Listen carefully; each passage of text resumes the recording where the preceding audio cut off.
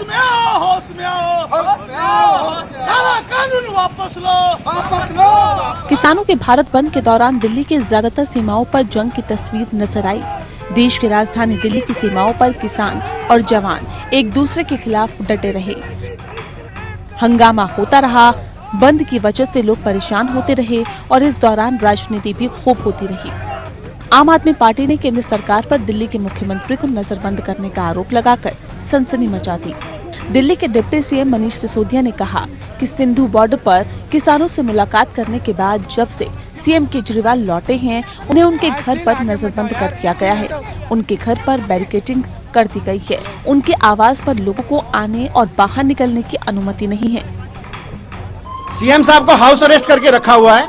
लोग मिलने जाना चाह रहे हैं, वो कह रहे हैं आप आईडी कार्ड दिखाइए, 2-2, 3-3 लोगों को हम लेके जाएंगे। ये क्या सीएम साहब कैदी हैं जिनसे मिलवाने के लिए पुलिस लेके जाएगी 2-2, 3-3 लोगों को? ये किस हक से कह रहे हैं? आम आदमी पार्टी के इस बयान से सियासी हलचल तेज हो गई है। हालांकि दिल्ली पुलिस ने इस आरोप को खारिज कर दिया है।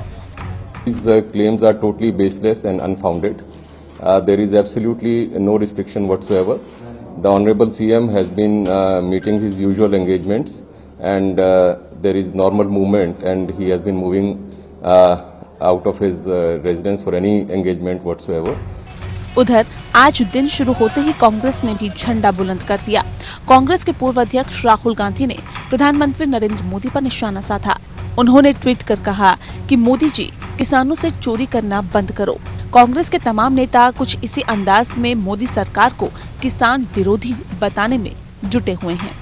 समझना पड़ेगा हम लोगों को कि देश में आज न सिर्फ किसान लेकिन आम व्यक्ति भी आक्रोशित है, क्योंकि जो हमारा अन्नदाता है उसके साथ जिस प्रकार से व्यवहार किया गया, धोखे में रखा गया और एक ऐसे कानून का निर्माण किया जिसकी डिमांड किसी ने नहीं करी थी, और कानून बनाना भी था तो राज्य सरकारों से, किसानों से चर्चा करने के बाद आप सदन में लेकर आते पार्लियामेंट में और फिर पारित कराते।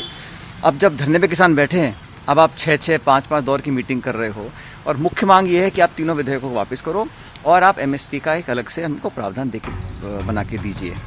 वहीं भारत बंद के बीच केंद्रीय कृषि मंत्री नरेंद्र सिंह तोमर और हरियाणा के मुख्यमंत्री मनोहर लाल खट्टर के बीच मुलाकात हुई। नरेंद्र सिंह तोमर के आवास पर हुई इस मुलाकात में किसान आंदोलन को लेकर चर्चा हुई। सूत्रों के अनुसार शरद पवार और राजनाथ सिंह ने भी आज मुलाकात की। इधर एनसीपी प्रमुख शरद पवार ने पहले किसान कानूनों का समर्थन और अब इसका विरोध करने के बीजेपी के आरोप पर सफाई दी। मैंने सिर्फ इतना ये कहा है कि एग्रीकल्चर प्रोड्यूस मार्केट एक्ट में कुछ सुधार करने की आवश्यकता है। Agriculture produce market APMC act continue होना चाहिए कुछ छोटी सुधार करने के लिए। ये खत मैंने लिखा था, इसमें कोई दो राय नहीं। ये डाइवर्ट करने की कोशिश कर रही साजिश है हम लोगों का नाम लेकर, इसमें कोई ज्यादा महत्व देने की आवश्यकता नहीं। दूसरी ओर प्रधानमंत्री नरेंद्र मोदी ने शिरोमणि अकाली दल के नेता प्रकाश सिंह बादल को फोन किया और उन्हें जन्मदिन की बधाई दी। शिरोमणि अकाली दल ने 3 नए कृषि कानूनों के विरोध में एनडीए से हाल में नाता तोड़ा है और किसान आंदोलन में बढ़ चढ़कर हिस्सा ले रही है।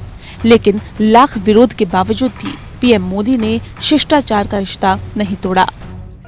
Bureau report.